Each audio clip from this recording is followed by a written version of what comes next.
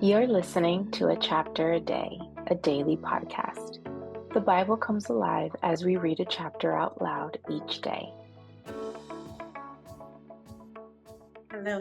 It's time for chapter a day. Today we are reading Deuteronomy chapter 18, which says, "The Levitical priests, indeed, the whole tribe of Levi, are to have no allotment or inheritance with Israel. They shall live on the food offerings presented to the Lord, for that is their inheritance. They shall have no inheritance among their fellow Israelites. The Lord is their inheritance, as he promised them. This is the share due the priest from the people who sacrifice a bull or sheep, the shoulder, the internal organs, and the meat from the head. You are to give them the first fruits of your grain, new wine and olive oil, and the first wool from the shearing of your sheep. For the Lord your God has chosen them and their descendants out of all your tribes to stand and minister in the Lord's name always. If a Levite moves from one of your towns anywhere in Israel where he is living and comes in all earnestness to the place the Lord will choose, he may minister in the name of the Lord his God, like all his fellow Levites who serve there in the presence of the Lord. He is to share equally in their benefits, even though he has received money from the sale of family possessions. When you enter the land the Lord your God is giving you, do not learn to imitate the detestable ways of the nations there.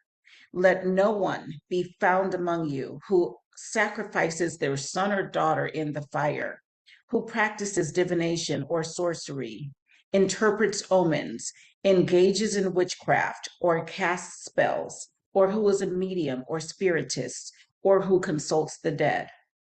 Anyone who does these things is detestable to the Lord. Because of the same detestable practices, the Lord your God will drive out those nations before you. You must be blameless before the Lord your God. The nations you will dispossess listen to those who practice sorcery or divination.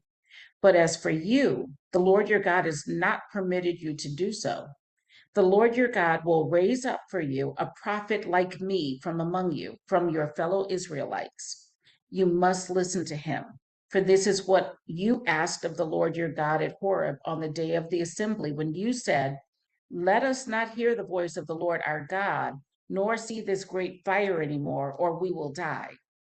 The Lord said to me, 'What they say is good. I will raise up for them a prophet like you from among their fellow Israelites, and I will put my words in his mouth. He will tell them everything I command him. I myself will call to account anyone who does not listen to my words that the prophet speaks in my name.